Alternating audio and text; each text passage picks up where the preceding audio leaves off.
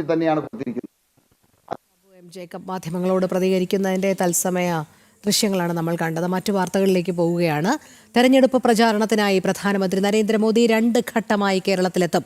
March 29-ന് തൃശൂരിലും പാലക്കാടും പ്രധാനമന്ത്രിയുടെ പ്രചാരണ പരിപാടികൾ നടക്കും. തൃശൂരിൽ റോഡ് ഷോയിലും പാലക്കാട് പൊതുസമ്മേളനത്തിലും പങ്കെടുക്കുമെന്ന് BJP സംസ്ഥാന ജനറൽ സെക്രട്ടറി MT രമേശ് അറിയിച്ചു. നിയമസഭാ തെരഞ്ഞെടുപ്പിൻ്റെ പ്രചരണത്തിൻ്റെ ഭാഗമായി ബഹുമാനപ്പെട്ട പ്രധാനമന്ത്രി ഈ മാസം 29-ാം തീയതി കേരളത്തിൽ എത്തിച്ചേരുകയാണ്. 2 ഘട്ടങ്ങളിലായിട്ടാണ് പ്രധാനമന്ത്രിയുടെ കേരള സന്ദർശനം ആലോചിച്ചിട്ടുള്ളത്.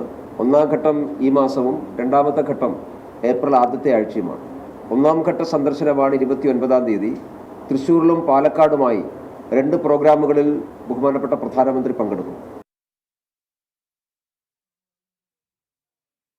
തുടർച്ചയായി LDF-നെ വിജയിപ്പിച്ചിട്ടും കായംകുളത്ത് വികസന മുരടിപ്പാണെന്ന് UDF സ്ഥാനാർത്ഥി M ലിജു.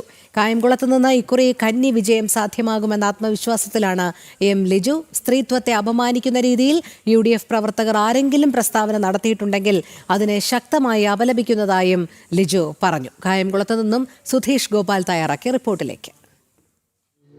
ഞാനിപ്പോഴുള്ളത് കായംകുളത്തെ UDF സ്ഥാനാർത്ഥി M ലിജുവിനൊപ്പമാണ്. ലിജു കായംകുളത്ത് 2-ാം തവണയാണ് മത്സരിക്കുന്നത്. കഴിഞ്ഞ തവണ ശക്തമായ മത്സരം കായംകുളത്ത് കാഴ്ചവെച്ചിരുന്നു. അതിനുശേഷം ഇപ്പോൾ വീണ്ടും കായംകുളത്ത് മത്സരിക്കുമ്പോൾ തികഞ്ഞ വിജയപ്രതീക്ഷയാണുള്ളത്. ഇപ്പോഴത്തെ രാഷ്ട്രീയ അന്തരീക്ഷം എന്ന് ചോദിക്കും, എങ്ങനെയാണ് ഇപ്രാവശ്യം വീണ്ടും കായംകുളത്ത് മത്സരത്തിനെത്തുമ്പോഴുള്ള ജനങ്ങളുടെ ഒരു പ്രതികരണം? ഞാൻ ഒരിക്കലും കായംകുളത്തിന് അന്യനായി